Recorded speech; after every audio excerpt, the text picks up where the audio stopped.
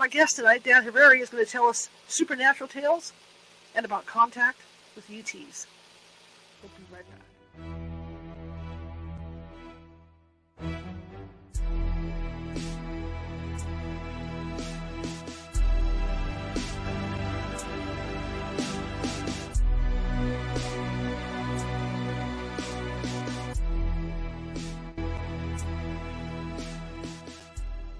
Grab your popcorn and snacks. Find a comfy spot, take a seat or lie down, and let me transport you to a place of fantasy, ghost stories, ancient legends, odd creatures, alien encounters, and other magical topics. You may even decide to join the conversation. From faraway lands to your own backyard, with a small dash of pixie dust. Turn out the lights and open your minds. The journey is about to begin. Hey everybody, how's everybody doing? I hope for the people on the West Coast and, further in south and stuff, I hope you try to stay warm. Cold, see what I mean? Try to stay cool. I've been in the sun all day. My head's like this. My name is Charlotte. I'm going to be your host for the next hour. I'm also the owner of the California Haunts Paranormal Investigation Team based out of Sacramento, California. We are 45 strong up and down this wonderful state, which means we can get to you. Now, in some cases, it might take us a couple days to get to you because California is a huge state. And a lot of people don't realize that. So we have it all. We have deserts, we have plains, we have farmland, we've got ocean, you name it, we got it. Mountains. But in the case that we can't get to you, we do have mediums on staff who can phone you and talk to you about what may or may not be going on in your particular situation. And if it is paranormal, they're able to simmer down the energy until we get out there. Never takes us more than 1 or 2 days. Okay, that being said, for those of you watching from Facebook tonight, and a lot of you are, please feel free to follow if you haven't done so already. We're always looking for followers. And share the show. During the show, be sure to share the show. That's good. That'd be a good one. Like Peter Piper picked a pack of pickle. Yeah. Share the show. Because that gets the word out. That's all we try to do. That's why at the end of the show, I always say, if you like the show, share it with 5 people. If you hated the show, share it with 5 of your enemies.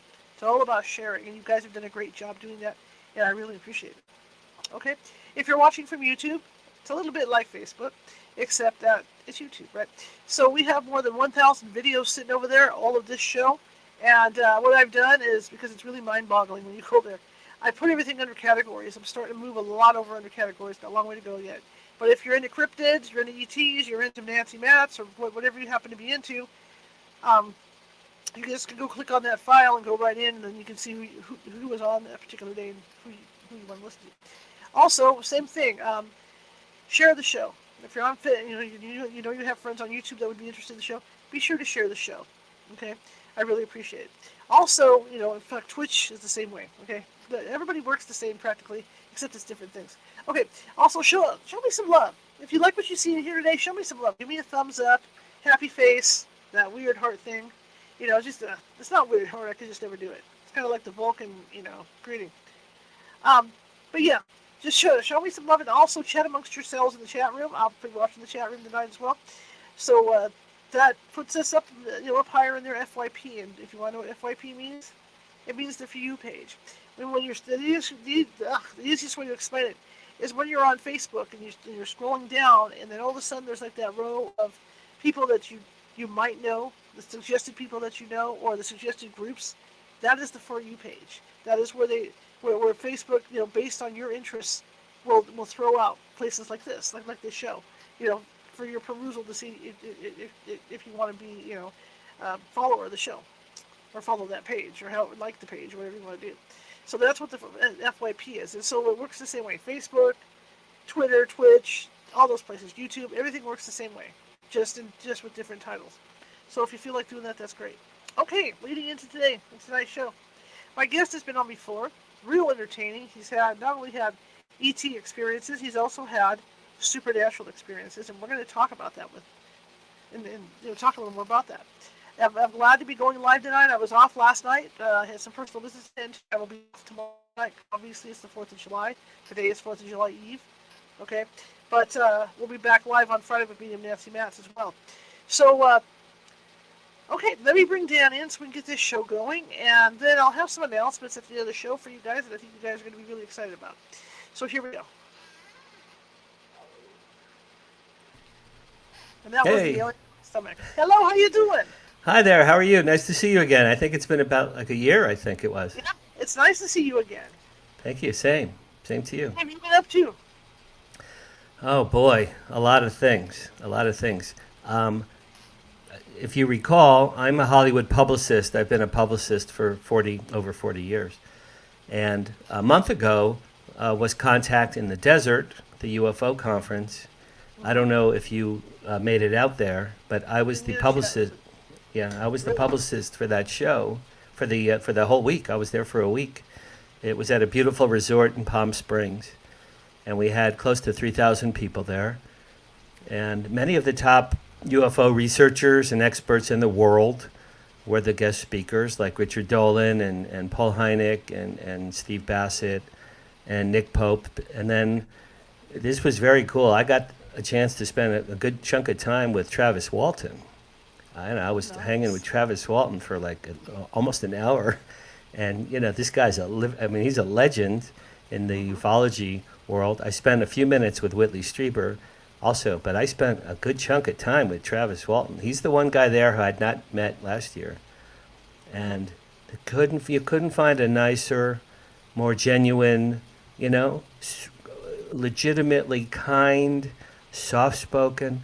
This guy is the most famous living abductee on planet Earth. I don't think there's anyone else that could even question that statement. And he couldn't have been more calm and soft spoken and sweet. And that was a thrill, man, for me to meet Travis Walton. I've seen the show Fire in the Sky 3 times, the movie. He gave me an autographed book, a very thick book, his life story. I have to read his book. It's in my pile. But anyway, so yeah, I was very, very busy at Contact in the Desert. And Awesome. also, as you know, I have 2 brand new books that just came out in the last month. One is called My Paranormal Life. It's back here. It's my black and white, There you go. like fifties comic book cover. My Paranormal Life. These are my true stories about ghosts and poltergeists and angelic voices and spirit guides, and a gargoyle saved my life when I was 5. Just weird, weird stuff, man. My whole life. That's this one. And then on my birthday, which was June 17th, my newest book came out called Five, and this is a dark fiction short story. It's a novella. It's about a serial killer who gets reincarnated over and over again throughout time. And I don't know where this one came from, Charlotte, but I think it's pretty creepy, but I think it's fun You're too. scared me now. Yeah, you're scaring me now with that one. I know, me too. I scared myself when I wrote that one. So yeah, I've been busy. I've been real busy. When you talk about, because the last time we had you on, we were talking about your ET encounters. Sighting with UFOs. What made you decide to come clean about your paranormal encounters growing up? Well, that's an excellent question. And actually, before I forget, so all right, so I'll just for those of people in your audience who didn't see you and I last year, Right. this book came out last year. This is my book that made me famous semi-famous in the ufology world after they came. This came out last March. It's a science fiction, but it's based on a series of real events that happened to me and my father. Hmm. And as a result of that book, I've befriended a lot of major people, and I've became embraced in the community. And Stephen Bassett and I launched something called the Hollywood Disclosure Alliance a year ago Hmm. because I was promoting that book. Today we have 200 members around the world. We bring UFO experts and experiencers together with Hollywood producers and writers, directors. So, but to answer your question, I've had 3 UFO sightings in the past. And Charlotte, you don't know this, my 4th UFO sighting was at Contact in the Desert a month ago. What happened? In fact, it was a month ago today. A month ago Wow. today. What happened? It was it was June 2nd. It was the last night at Contact in Palm Springs. Do you know what a CE5? You probably know what CE5 is. When Right. people, Yeah. yeah. So we had a CE5 event out there at the resort on the lawn near the pool. And I'd say maybe 200 people were there. And they had specialists who knew how to conduct a CE5. And 200 people were holding hands in a big oval circle shape. We're holding hands, and we're looking up at the sky, and the leaders we're all looking up at, it's crystal clear sky. Palm Springs, it's just beautiful. There's no smog or anything. You see the stars. And the leaders are saying, Space Brothers, we love you. We want to meet you. We want to see you. We believe in you. We know you're there. We can feel your love. Come visit us. Come show us your presence. We very much want to interact with you. We are open-minded people. It was really very sweet, right? So from 9 p.m. till 10:30 p.m., it's an hour and a half, 200 people are holding hands, looking up at the sky, and I'm thinking this is very, very cool, and nothing's going to happen. Nothing's going to happen. But this is really cool because everyone there had a commonality. We really wanted something to happen. So after an hour and a half, then the leader said, if you're tired of standing, you can lay on the ground. So then most of us laid on the ground, looking straight up at the sky.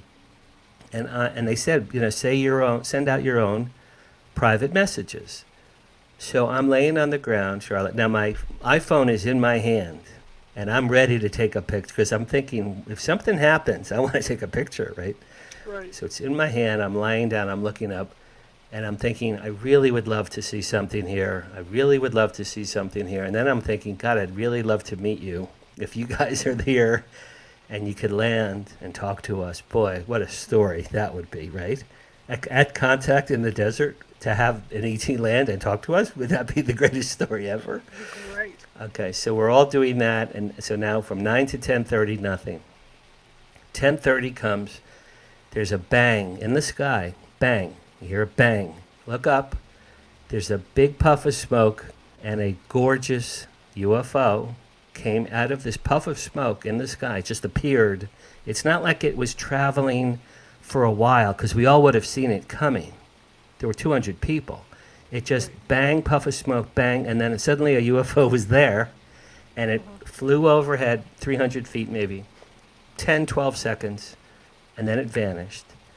It was a V shape, but the corners were rounded, which I'd never seen. It was vanilla ice cream, white color, with, here's the best part. Have you ever seen vanilla ice cream with like a ribbon, a ribbon of caramel, golden ribbon of caramel? It was vanilla ice cream colored with a ribbon of golden caramel color. It was beautiful. It really was beautiful. And the best part of all, the V, under each wing of the V, were 3 large, it looked like octopus suction cups. 3. 1, 2, 3, and then the other wing, 1, 2, 3. And they were going like this. They were pulsing. They were lit up, and pulsing like a heartbeat. Huge octopus suction cups. And when I saw it, I thought, whatever that thing is, that's alive. It's alive. Because it looked organic. So it looked like there was a craft, and on top of the craft was something that was like an octopus creature. And I'm telling you, 10, 12 seconds, and then it vanished. We cheered. People clapped and, hugging and laughing. And did you see that? Did you see that? Was that beautiful? It was great. Nobody got a picture of it. We all had cameras. It was there for 10 seconds. It came, and then it's gone like that. It's that fast. But I saw it clearly, and I'm not high. I don't do drugs. I wasn't drunk. I saw this thing, and I felt elated. It was visually beautiful. So that was my 4th UFO. That was a month ago. That is awesome. It really was. Those witnesses see it. Boy, that tells you something right there. That's cool. So, as far as pictures go, I can understand why there's not a lot of photos of this stuff because, like you say, it happens so fast. I mean, by the time you get your cell phone up to snap, it's game over anyway. There are exceptions, obviously. If you look at the Phoenix Lights, the Phoenix Lights, I think they were up there for hours. So, but something like what I just saw, you're so startled because you don't know what's coming. You don't know when it's going to come. It's almost like a car accident. You could be driving your car looking here and you get hit from the left. It was so sudden and over like that. Came and went from A to Z. I had the camera in my hand. It literally was in my hand. And I thought, take a picture. And I'm like, no, it's beautiful. Oh, it's gone. And then I held up my camera, it's gone. It was too late. So unless it's a major sighting like Phoenix Lights or something like Mexico City, when they're visible for more than 10 seconds, Right. then, well, first you're like, holy S word, what the hell is that, right? But then you'll think, God, I really should take... The 4 UFOs I've seen were all so fast that I didn't have time to photograph any of the 4. Interesting. Do you find that since you wrote your book that you're seeing more of that stuff, or has it just stayed about the same? Well, that's a wonderful question. I wrote my UFO book because, and I'll do the recap of the story that we did last year. In March 1970, I was 14 years old. My father drove me home one day from school in the afternoon. I'm in his car in suburban New Jersey, where I grew up, about an hour south of Manhattan. And my father's driving me home, March 1970, daylight. I look through the sky, through the windshield of my father's car, and there's a giant silver V hovering above my father's car, a few hundred feet above my father's car. Huge silver V, letter V like Victor, craft, just hovering above my father's car. Didn't move, didn't make a sound, no smoke, no propellers, just was hanging above my father. I'm like, Dad, there's a UFO hanging above a car. Stop the car, Dad, stop the car. So we stopped the car, we got out, we walked in front of the car, and I'm literally, Cheryl, I'm jumping up and down. Dad, isn't this cool? Isn't this cool? There's a UFO, Dad. See it? Do you see it? Do you see it? Well, of course you could. It's like the Pyramid of Egypt is hanging over. Of course you could. Of course he's so my dad looked at it, Charlotte, like bored. He looked at it like no interest, wasn't afraid, wasn't scared, no interest of any kind. And that's the whole key to the whole story I'm telling you now. But he looked at it like he'd seen it a million times. Commonplace. I never understood that then. I did not understand that at the time. So after maybe 2 minutes, he goes, come on, kid, let's go home. We go home. I went to the kitchen in my house, rotary telephone, 1970, rotary phone. I called the local newspaper. I said, hi, my name is Danny. I'm 14. I just saw a UFO with my father. And the lady said, Sonny, I can't talk to you now. We're getting hundreds of phone calls about this, and there's something up in the sky that we don't know what it is. I have to go. And she hung up on me. So no story ever ran. That was my first UFO. What made that interesting, and to answer your question, I forgot that happened for 47 years. Completely forgot. 47 years. So it was 1970 when it happened. Now we cut to 2017, 7 years ago. 2017 April, my father passed away in Florida. He had Alzheimer's and cancer. It was awful. So he passed away. So in Florida with his second wife. I live in LA. After my dad died a few days later, I went to a local deli near my house to get a pastrami sandwich and to think about my father. That's all I do, and to go to think about my dad and be sad. That was my goal, and to get a good pastrami sandwich. So I'm sitting there. I ordered my sandwich. I'm sitting there waiting for my food. A beam of light or a beam of energy comes from above in the restaurant, bangs into my head really hard. Bang. It felt like someone had knocked me on the head with their fist. And then through my eyes and my brain, I saw projected in the air in front of me 3D color hologram, home movie of the 1970 UFO sighting I had with my father. Wow. Okay, it literally played in the air in front of me 3 days after he died and 47 years after the event happened. So I'm watching it and I'm going, holy crap, I can't believe this. I forgot about that. That's amazing. What's happening? I couldn't believe. And as I'm watching this little clip, it was like 30-second little home movie. It was like God had taken a home movie. At the end of this thing, Charlotte, my father winked at me and then he said, come on, let's go home. He winked at me. Well, I had completely forgotten about that part.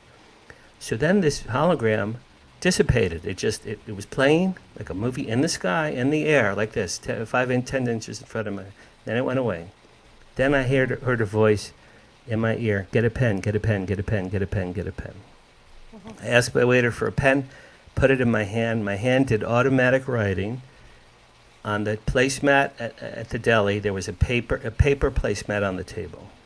And my hand wrote, write a book about benevolent aliens, lead character's father knew about UFOs, and then I wrote capital A, capital T, capital C. Then my hand stopped moving, and I just looked at this paper. I'm like, what the hell is happening? Oh, I just want a pastrami sandwich. And after a while, I realized that ATC meant after they came. That's for whatever reason. I was given that. So then I came home, I wrote this book, and since I wrote the book, my life is completely and utterly changed forever. Now, what's interesting is nobody knew what my dad did for a living until after he died, right? My dad was a physicist and an electronics engineer for the U.S. Army for 45 years in New Jersey at an Army base, and my dad invented military drones. Nobody knew that, Charlotte, until after he died, because I researched him after. My mother didn't know what my father didn't know. We didn't know. He was a top secret. He was an inventor for the Army. He never talked about anything. After he died, I interviewed my mother. She told me a great story I'd never heard in my life. After he died, she said, in the early 1950s, they took my dad deep into the vaults at Fort Monmouth Army Base in New Jersey, and they showed your father something top secret. He came home that night, he was all pale and sweaty and nervous, and my mother said, honey, what's wrong? And my father said to my mother, I saw something today I can never tell you about it as long as I live. It's above top secret. He never told anyone ever, his whole life. He never told one person what he saw. Now, if you're a student of ufology like I am, there's a famous story in the 70s when President Nixon took Jackie Gleason to an airfield in Florida. I think it was an Air Force base. And President Nixon was good friends with Jackie Gleason, the comedian. They used to play golf together. And he showed Jackie Gleason dead alien bodies. Jackie Gleason's wife has been quoted, and I've read this in several books, that she said Jackie Gleason was never the same. He was so upset when he saw these alien bodies that he couldn't speak for about a week. He stayed in his room, and he was very, very upset. Well, that story sounds a lot like what happened with my mother and my father. Mm-hmm. So I believe, and then there's other proof I have. I found a document. I didn't know I had it. I found a document from 1985. I had in a scrapbook that my dad gave me in the 80s. It was a profile of my father from his workplace, and it listed all of his accomplishments, including that he helped to invent military drones that used laser beams to destroy tanks on the ground, and other things that my father helped invent. Well, nobody knew that. It's pretty cool. That was pretty cool. Also, Richard Dolan has a series of books called UFOs and the National Security State. Mm-hmm. And in the back of one of Richard Dolan's books, and Richard Dolan is a friend of mine now, in the back of one of his books, he cites 2 UFO sightings that happened above Fort Monmouth, New Jersey in the early 1950s. 2 that were chronicled on radar. Well, my dad just had started working there then. He had to have either seen them or heard about them, because people had to have been talking about them, because he had just started there. And then here's the best part of all. Last year, Dr. Stephen Greer did a 3-hour presentation in Washington and in the National Press Club, and he showed a slide of the 145 top military bases in America that he has proof of that worked on reverse engineering of retrieved UFO technology. 145 bases. Wow. My father's workplace was number 51 on his list, Fort Monmouth, New Jersey. When I saw that, I'm like, oh my God, this is proof that where my dad worked, where he worked, they had UFO technology. Well, that lines up with everything that I know about my father now.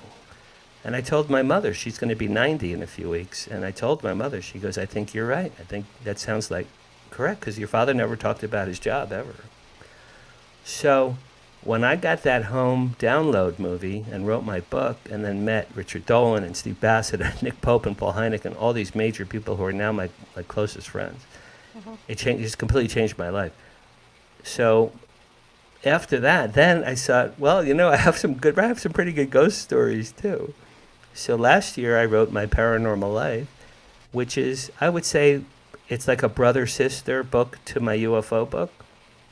It's about ghosts, poltergeist, voices I've heard that have directed my life along certain paths, and everything was always in a positive manner.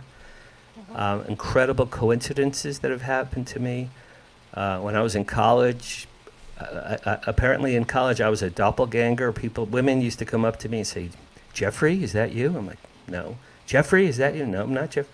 Jeff, is that Jeff? Jeff, is that you?" "No, I'm not Jeffrey." "Who the hell's Jeffrey?" For a year, I was a doppelganger for some guy named Jeffrey. I've never met Jeffrey to this day. I don't know what the hell happened to him. But I was a doppelganger. When I was 5, I fell off a billboard sign that I was climbing with some little girlfriends. I fell off a sign. It had to be 20, 30 feet in the air. I remember clearly and vividly, Charlotte. I was climbing up the sign in my hometown, and I fell. I fell, and I was falling through the air. My face was looking up at the sky. I was falling through the air in slow motion. I'm going to say 25 feet at least through the air, slow motion. The next thing I know, now I have missing time, because the next thing I know, I wake up a block or two away from the sign in someone's house, stranger's house, on the couch. Somehow I got onto this couch. No one was home in this house. I'd never been in this house before in my life. It was 2 blocks away from my parents' house. I get up, and I'm 5 years old. I get up, I said, hello, anyone here, anyone? No one's there. I stand to leave. At the front door was this 7-foot-tall creature. It was a cryptid, 7-foot-tall cryptid.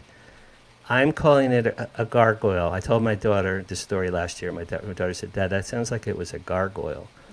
7 feet tall, white chocolate color, face of a bull, and it had like these weird shoulders that looked like they had once been wings, but perhaps the wings had been cut off with like a hedge clippers. So they were like these bony stumps coming out where the wings would have been. And this creature turned around and looked at me and snorted at me, went like that. And I looked at it and I thought to myself, well, whatever that is doesn't like me very much. And then this thing went through the front door and vanished. And I walked home. Now, whatever that thing was, I know saved my life, because I fell off a sign. I would have probably died, or been injured. Something bad would have happened. I truly believe, honest to God, and that's a true story. I believe whatever that was, if it was an angel, if it was an ET, I don't know what it was. I'll never know, but it saved me. I believe it lifted me, carried me to a stranger's house, put me on the couch, and saved me, because that's where I woke up. It's the first chapter in my new book. It's called my gargoyle. My gargoyle, it's pretty, it's like my pet dog Spot, my gargoyle.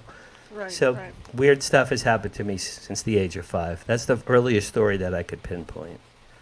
Interesting. And as you say, I mean, you didn't have any bad experiences with paranormal activity, did you? The only one that was disturbing was my dead grandfather, who was a poltergeist. I'll tell you that story. 20 years ago, I moved in with a girlfriend here in Beverly. I live in Beverly Hills. I moved in with a girlfriend in Beverly Hills, and she and I had a series of as soon as we moved in together, a series of weird things started happening. Things were falling out of packages. In the middle of the night, a glass broke, a tall drinking glass in the bathroom. Someone took it in the middle of the night, smashed it on the bathroom floor into shards. Doors were slamming closed. We were here. My girlfriend was hearing Joe. She kept hearing Joe. Okay. One night, we had a fireplace in this apartment. Beautiful apartment. I'm not there now.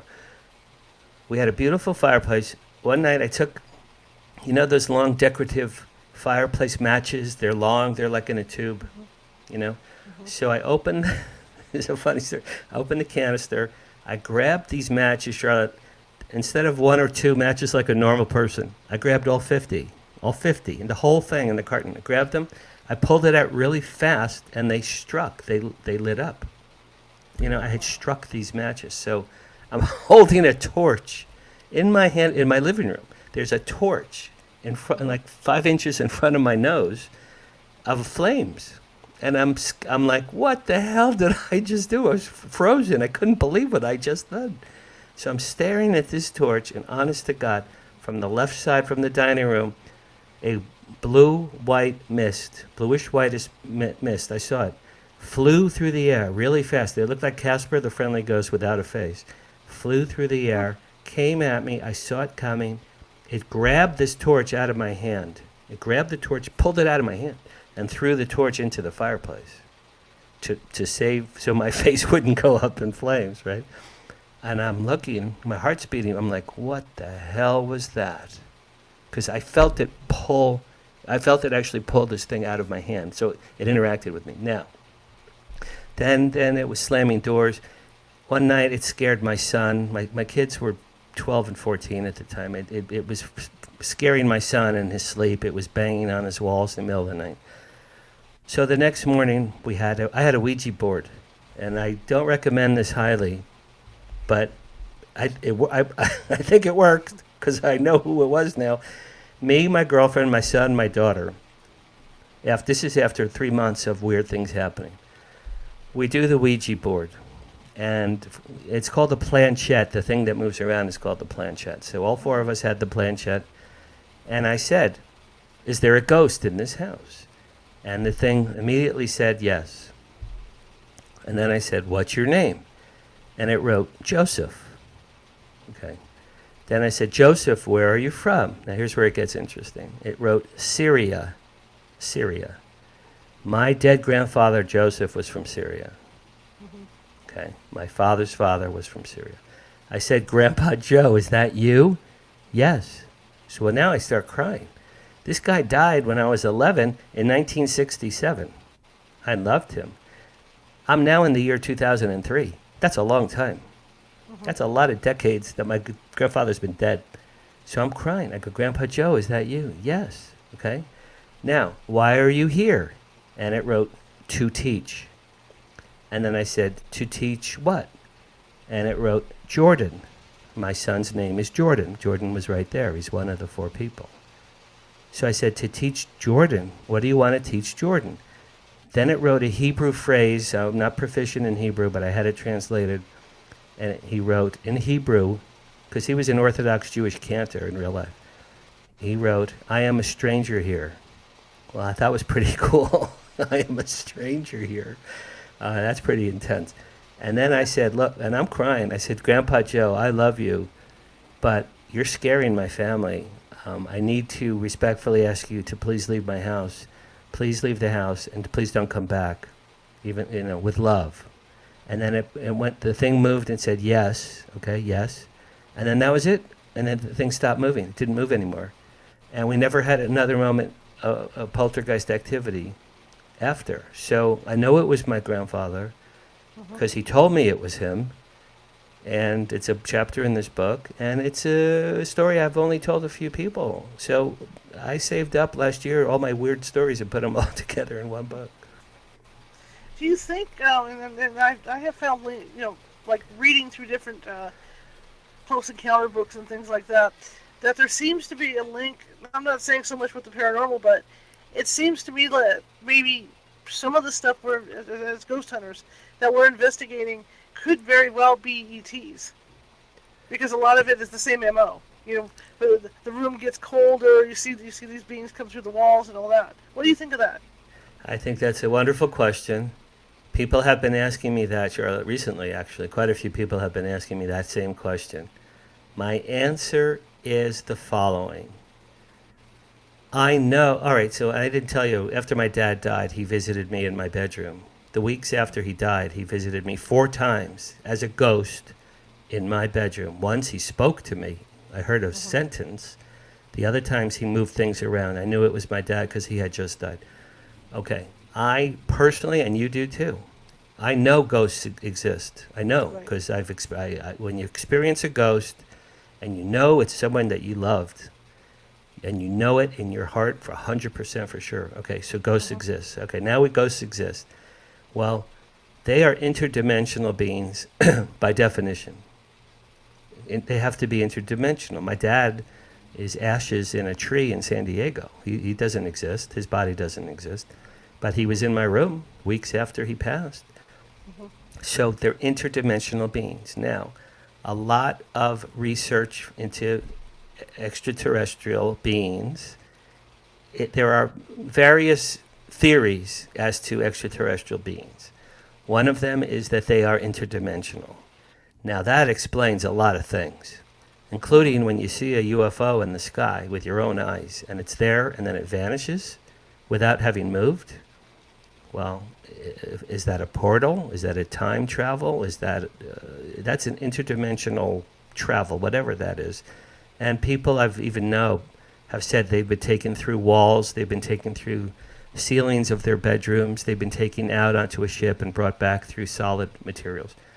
So by definition, at least some races of extraterrestrials are interdimensional. So to answer your question, I don't think ghosts and extraterrestrials are the same beings, but I believe that however they travel or communicate, they both have figured out how to transport interdimensionally, because clearly they know how to do that. Then other theories with ETs are, that I love this one. They're human beings from the future. They're us from 5,000, 10,000 years in the future coming back, which is so cool because if we could go back, wouldn't you like to watch Christopher Columbus sail across the ocean? I think that'd be cool. That'd be cool. That'd be cool. So they're us from the future is a theory. They're interdimensional is a theory. Of course, they're from other galaxies and planets and star systems far, far away. Well, that's probably true. There are races of beings that live under the oceans. Under the oceans on planet Earth. Well, that's been proven many, many times. And then there are theories, I'm not big on this one, but there are theories that they live inside inner Earth, or they live in caves, deep caves within the Earth itself. Maybe. That could be true. I don't know. But I think, listen, my dead dad was a ghost. He wasn't an extraterrestrial. So I've never seen an extraterrestrial. I've only seen 4 UFOs, but I have friends who have had good experiences with ETs and who've had bad experiences. They've been experimented on medically. 2 women friends were impregnated and then had their fetuses removed on board a ship. And then years later, they were shown their daughters. Years later, they were on the ship. They were shown their daughters. Well, that's not cool. That's traumatizing. So, ghosts and ETs are different races of extraordinary beings, and they've both figured out how to travel interdimensionally. That would be my answer to that question. Fascinating. The other thing I heard about some contactees is that when they're taken aboard, and I've heard this from women as well as men, that sometimes the ETs will put like a hologram in front of them so that they're not afraid, and sometimes it's a deceased relative. Well, that's great. That's what happened to me, right, at the deli, right? Yeah. Now, some people, with my deli story, some people think that was an ET download that I got. I personally like to think it was from my dad. I think it was my dad had just gone to heaven, and here's what I think it was. If it was my dad, he sent it to me because he couldn't tell me his whole life what he did for a living, right, in real life. He never told anyone what he did for a living for 45 years. Now he's dead, and I'm at the deli 3 days after he died, and he's sending me a movie from heaven, and he's saying, Danny, I couldn't tell you when I was alive what I did because of NDAs. I'm dead now. Here's what I did for a living. Remember that UFO? Okay, so I personally like to think it was my dad sent that to me. Steve Bassett is one of my best friends, and I'm going to hang with him tomorrow for 4th of July. He said, Dan, that sounds like an ET experience, an ET digital download. An ET may have given you for whatever reason. All I know is that after that happened, I wrote a book. My book did well. I befriended a lot of people, and now I'm a known member in the ufology community, all within a short period of years. So either ETs gave me that book, or my dad, or God himself, whoever gave me that book, I'm very, very grateful. Why do you think you get these these paranormal things happening to you? Another great question. A guy asked me that the other day from the UK. My answer was, after I fell, this is what I think. After I fell from the sign when I was 5, and that creature saved my life, perhaps, and I'll never know, but maybe either I died or something I know something supernatural happened, because I fell through the air. I was wide awake, thinking, oh, this is going to suck when I hit the ground. And I woke up on a couch. It could have been 5 minutes later. It could have been 2 hours later. That's missing time. I don't know what kind of time it was, but it's absolutely missing time. Whatever that experience was, Charlotte, I think opened up this body of mine, this crazy body that I have, to be open to the other side. Now, I just turned 68. I haven't had a million experiences, but I've had several. My dad is a ghost. My grandfather is a poltergeist, the gargoyle. I've heard voices whisper in my ear at least a dozen times. One time a voice told me to start my own business. I was with a boss who I hated for 8 years. I'm at a meeting, and it's actually from a chandelier, the voice from a chandelier, at a business meeting with my boss who I hated. Chandelier spoke to me, Charlotte, in the middle of a meeting, loud. It said, Dan, start your own business. I looked up at the chandelier. I'm in the Four Seasons Hotel in Beverly Hills. Dan, start your own business. The chandelier. It was like God talking to Moses on Mount Sinai, I swear to God. It was God spoke unto me. The chandelier spoke unto me. I looked up. I said, what? And then it said, second time, start your own business, really loud. I'm like, okay. I look at my boss. It's my boss. I go, I got to go now. In the middle of a meeting with clients. I stood up and I just left. He goes, where are you going? I have to go now. It was the greatest moment of my entire life. I went home. I figured out all the business that I could generate without having to report to this guy who I hated. And then 3 months later, I had a multi-million-dollar business. All because a voice in the chandelier told me. Now, was that God? Was that a spirit guide? Was that an angel? Somebody, whoever said those words to me, literally changed my life. Absolutely changed my life forever. Dan, start your own business. Those 5 words changed my life. So whoever that was in the chandelier, I'm very, very grateful. Right. And that's what kind of stuff has just happened to me. Not every day, Charlotte, not every year. Once in a blue moon. But when it happens, like in the deli or the chandelier or the gargoyle, when it happens, it's profound and dramatic and kind of a big deal. So last year when I wrote the book, I sat down with myself and I said, what are all the weird, crazy, inexplicable things that have happened my whole life? And I just wrote a list of all the things, and I put them in chronological order. And then I found photos in old scrapbooks that showed me during those periods of time. And my publisher said, yeah, that's great, let's do it. And it just came out a month ago. Fantastic. There's a question in the chat room. The question is, okay. What is a CE5 event? Right. Hi, Marissa Haynes. How are you? A CE5 event, CE means close encounters of the 5th kind. Apparently, now we all know Close Encounters, first, second, third kind because we've seen Spielberg's movie. The 5th kind is when you essentially try to summon up with meditation and vibrations and love and consciousness. That's the word I'm looking for. You're summoning through consciousness, communications with higher intelligent beings, extraterrestrial beings in the skies, and you're inviting them to come visit you. That's what a CE5 event is. They happen all over the world. There are people who specialize in this. Dr. Stephen Greer, who's very famous, I don't know if he invented this, but he's very, very famous for leading CE5 events all through the United States. I know that he does that.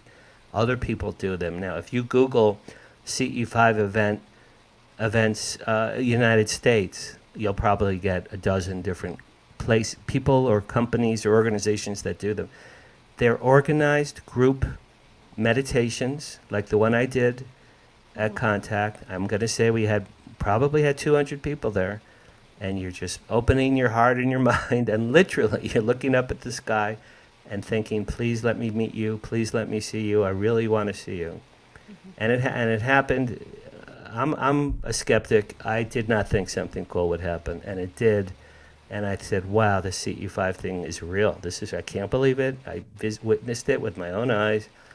Anyone who's into ufology or the idea of seeing craft or maybe meeting beings or having an experience, because it was a lovely experience. It made me feel high for days. I was elated. It made me feel happy, because this craft I saw was so visually beautiful. It just was pleasing. It was pleasing to the eye.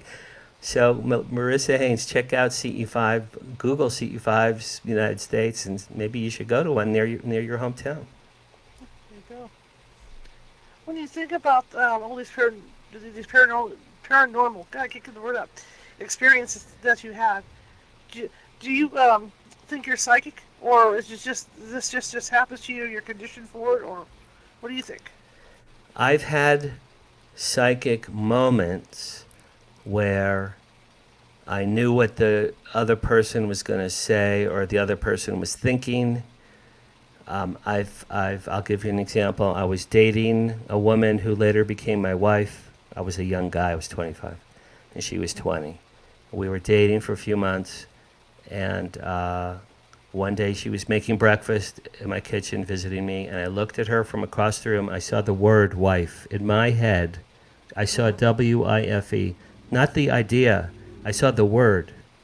It was like a billboard sign in my forehead, W-I-F-E. It was like this, like a billboard sign in Times Square in New York. It couldn't have been more obvious. There was the word wife, wife, wife. I was like, I took my breath away. I looked out the window at clouds, and these two giant clouds parted just that, and the sun shone right through, right onto my face. And I said out loud to myself, I said, well, God, I guess that couldn't have been any more obvious. And then I asked her, and we were married. That was my wife. I've had moments like that periodically throughout my life. Am I psychic? No. Have I had psychic moments? Yes, here and there. Very, very rarely. But when it happens, it's pretty cool when it does happen. Well, when you think about that activity that you've experienced over the years, do you think it's because you're more open to that stuff than a lot of people are?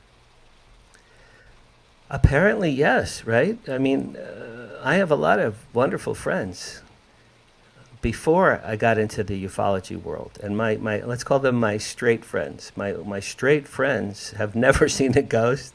They've never seen a UFO. They've never heard an angelic voice. They've never heard someone say, start your own business. They never had a gargoyle save their life when they were 5. So they love me. I mean, my friends and family, right? For decades, the people I've known for decades and decades, they love me. Dan, you're a great guy. God, you're such a great storyteller. You tell such great stories, okay? In the last 2 years, I've become friends with probably 100 UFO and ET and paranormal experiencers, like including you, right? So to that new world of the last 2 years of my life, out of 68 years, 66 years, no one believed the word I ever said, including my mother.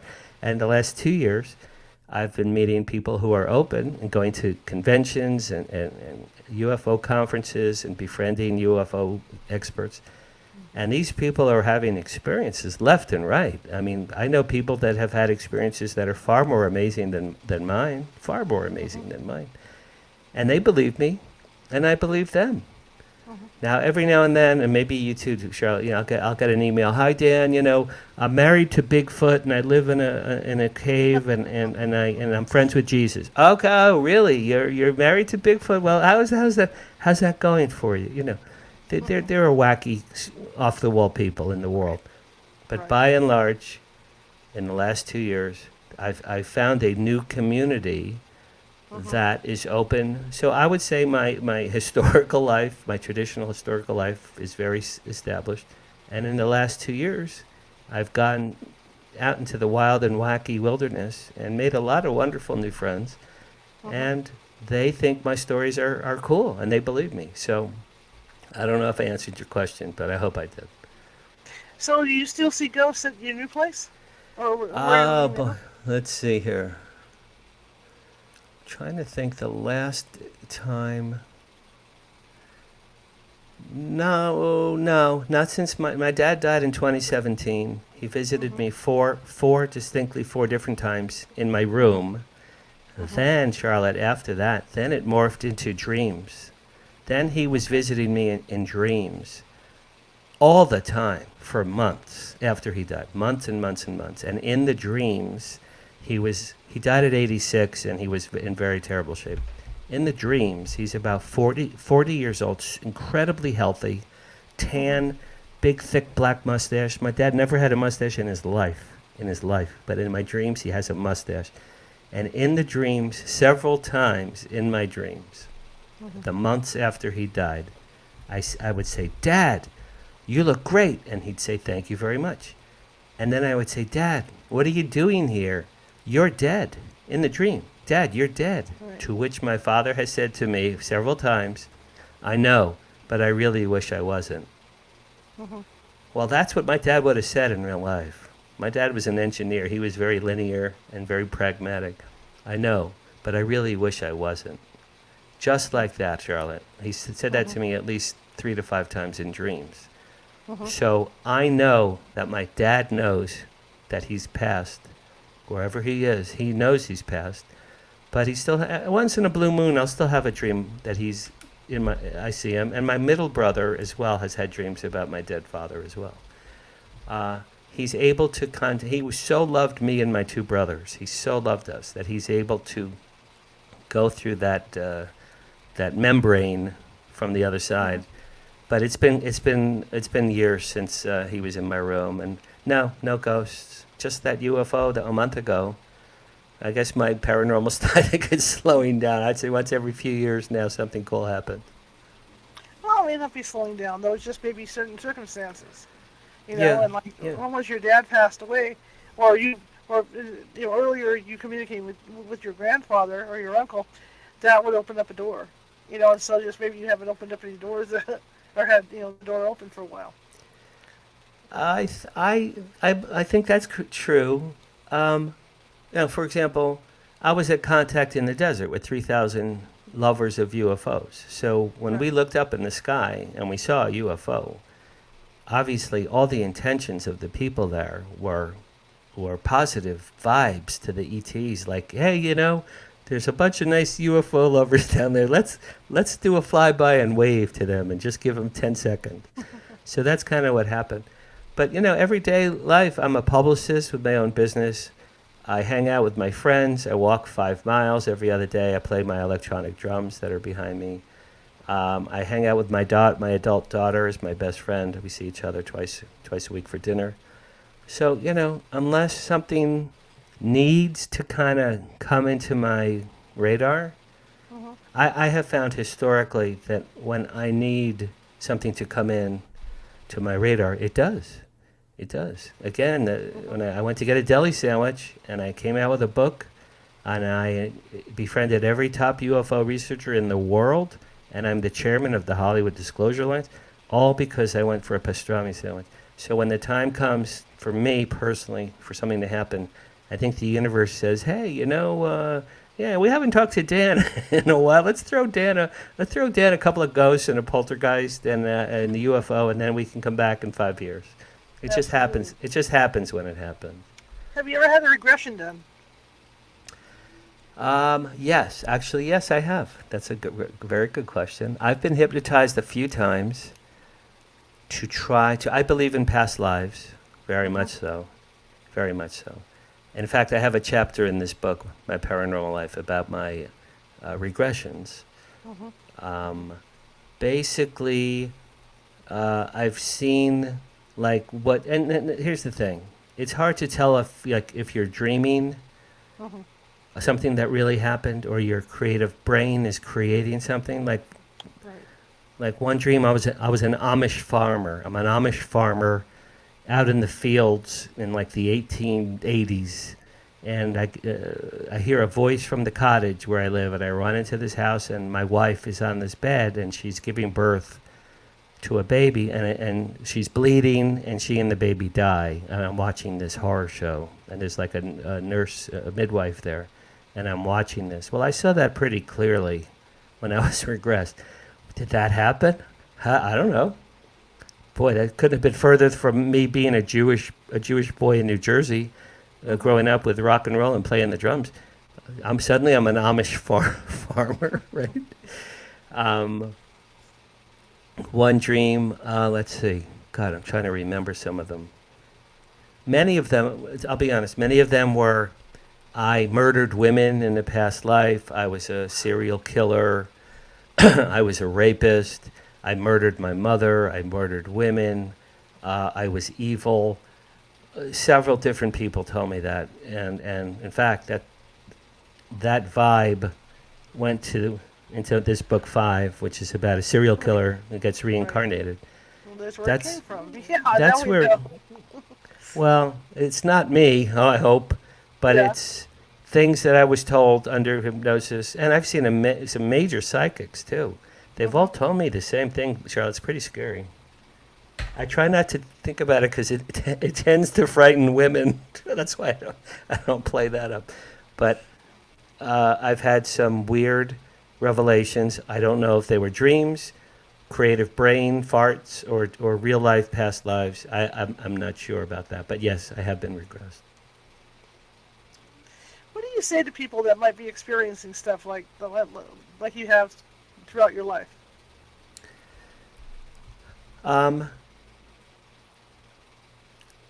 It took me a long time to realize that I had a quote-unquote paranormal life, which is the title of my book. I wrote that book last year. And I was because I just had these different stories from different childhood, teenage, college, with my wife, with my dead dad, with my dead grandfather, the UFOs. I just had these unrelated stories in my brain for 67 years. They were completely unrelated. And last year, I was slow with my business. I'm like, I'm just going to write them down and put them in chronological order and see where it goes. And then after I wrote the book is when I came up with the title. I didn't have a title until after I wrote the book. I'm like, what is this? And these are paranormal, supernatural stories. So I came up with my paranormal life then. I would tell people, if things happen that are really extraordinary, like a coincidence that's incredible, or you're about to call your mother on the phone and you answer and she's already on the phone. Well, those happens to a lot of people. But you're thinking about someone you haven't seen in 30 years. You go to the grocery store and they're standing next to you. Be open, try to open your mind and your heart to supernatural things happen. They do. You know this, and I know this, and many of my friends. Be open to the fact that not everything is like we learned in school as little kids, like A plus B plus C equals D plus E equals F. Not everything in life is linear. There are extraterrestrials. That's proven, absolute proven fact. That's known. It's been known for 80 years. There are ghosts. We know that. If you experience a ghost, you know it's a real thing. Absolutely it is. There are UFOs. I've seen 4 of them with my own eyes. I'm not a bullshit artist. I'm not a liar. People who know me, I don't lie. I would be the biggest skeptic in the world if I didn't know that ETs were real. I would say, there's no aliens. I know they're real. When you have experiences, you elevate your sort of mental awareness. I think it's like food for your brain. Right. I've read 1 million books. I've been to 1 million conventions. I've went to 1 million lectures and seminars and panels. I've watched every major UFO documentary ever made. When you gather all this stuff, and I've been doing this for 20 years, when you gather this information, you go, okay, this is not a bunch of psychopaths talking BS. It's not. Not everything is a UFO. Not everything is an ET. But this stuff is real. It really is there. It really, Roswell really happened. 100% Roswell really happened. Everyone who studies this knows. It was not a weather balloon. That was a BS cover story. Everyone knows that. And then my mother, God bless her, Danny, it's enough with the aliens already. It's enough. There's no aliens. Well, of course. My mother never saw anything paranormal. It's all, it all depends on your frame of reference. And a lot of it, I think, has to do with your religious background, Right. I always believed in God. I still believe in God. Now I think if there's aliens, well, clearly God created human beings and God created aliens. Why would he not have created them? He created us. Well, that's what the Pope has said in the Vatican. Yes, aliens exist. They're our brothers. God created all living things. Okay, there you go. The Pope has said that, if you Google that. The Pope, various popes have said, yeah, there are aliens. Well, they know. So be open-minded, be open-hearted. Don't be skeptical. If something remarkable happens to you, write it down, man. Or write it down, tell your friends. Think about, what could that have been? If you're in your kitchen eating and watching TV and something starts moving, if like a candle starts moving, that's not an earthquake. My mother goes, it's an earthquake. It was windy. It was windy. Mom, no, it wasn't windy. It was moving. No, it was windy. There are ghosts, there are extraordinary there are cryptids. I think Bigfoot is real. I haven't studied Bigfoot, but I love Bigfoot. I think that's hilarious. So just try to be open-minded and embrace new experiences, and perhaps, like I have, they'll enrich your life. I'm not embarrassed about anything. I have told everyone I know all my stories. I think they're cool. Most of my friends don't believe a word I say, but they love me. They think I'm a good storyteller. So at the least, you'll have some good stories to tell others, There you go. Dan, it's always fun to have you on. This hour went by so fast. I know it did. Can I do some plugs? Absolutely. Okay, so 2 things. If you're interested in ufology, please go to our group website, HollywoodDisclosureAlliance.org, O-R-G, HollywoodDisclosureAlliance.org. And if you're interested there, you can email me and ask to become a member. And then for my personal books, I'll do shameless plugs here. So my UFO book, After They Came, my serial killer book is called 5. Right on. And the ghost stories that Charlotte and I were talking about mostly today is my Paranormal Life. It's my favorite cover, I think, of all my books. And all my books are on Amazon. Dan Harary, Harary, and if you want me personally, danhararyauthor.com, danhararyauthor.com, all together. Everything you'd want to know about me and my photos with famous people and celebrities and my email and everything is there. Thank you for having me on. It's always fun. And next year when I have 18 new books, Charlotte, I'll come back and try to come on again. Yeah, we'll get you back on. All right, sir, but you have a great rest of your 4th of July, right? Because we got 4th. Yeah, well, I'll be with Stephen Bassett tomorrow. He's going to tell me what's going on with ufology and Washington, D.C. and Congress. Congress is trying to move some bills forward to protect whistleblowers. So I'll give you an update after that meeting. Okay, sounds good. All right, Charlotte. Thank you. Thank you so much. Okay. Take care. Bye. Bye. Oh, yeah. I love listening to him talk. He has the greatest stories. It's really fun to have him on. Can't wait to get him on again. Like he said, another year, we'll have other stuff to talk about. Tomorrow, I won't be here. Okay? I'll be here in spirit. It's 4th of July. I don't know what I'm going to be doing yet. Haven't got that far yet. Probably maybe go to a movie, go to dinner, go watch some fireworks. Haven't got that far yet. But 6:30 p.m. Pacific, the show will be here without me. Last night, I had the night off because I had stuff to do, and I had pre-recorded it and read from Women of the American Revolution. I did a second pre-record for that, and that's chapters 2 and 3 with a couple different people, which is kind of interesting, and especially towards the end of chapter 3, the particular woman they talk about, and I think you guys will be surprised. So that will be a pre-recorded one of Women of the American Revolution again tomorrow night. Facebook has issues with the title on there. So I tried to change the title up, and they will still will not allow me to put the book over on Facebook, this particular read. So it will be a YouTube read. So if you want to check it out, you guys, it'll be at youtube.com/at California Haunts Radio tomorrow, 6:30 p.m. Pacific. Or, whenever you get done. You might be out celebrating the 4th of July. Check it out in the evening or whatever, because I'll have it there for you. And plus, for the RSS feed, of course, it'll be on around 8 p.m. Pacific. So you guys will be able to find it there.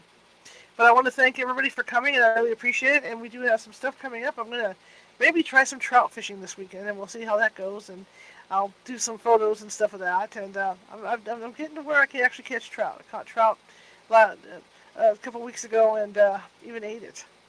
So I'm excited about being able to get back out. So I'll see you guys on Friday. I will be live Friday. Nancy Matz will be here. And we're going to kind of keep this patriotic theme thing going. Nancy Matz has, spoken to and channeled with several historic figures. One of them happened to be, and believe this or not, because some of the ghost hunting places we go up here in the hills, up here in the Gold Country, General Grant stayed in a lot of these hotels up here. The Murphy's Hotel and the Hotel Leger and places like that. And Nancy Matz actually had spoken to him on a previous investigation that we were out on. My dogs are arguing. So that will be what we'll be doing Friday. Yeah, she'll be doing live readings on Friday. Okay? So that'll be 6:30 p.m. Pacific. That will be a live show. Tomorrow will not be a live show. So I hope you guys have a great 4th, and I hope you guys enjoy the book read tomorrow of Women of the American Revolution. All right? So I will see you on Friday live, and have a great evening, everybody. And if you like the show, share it with 5 people. If you hated the show, share it with 5 of your enemies. We are equal opportunity here, just trying to get the word out about our show. All right, guys, I will see you live on Friday. Have a great evening.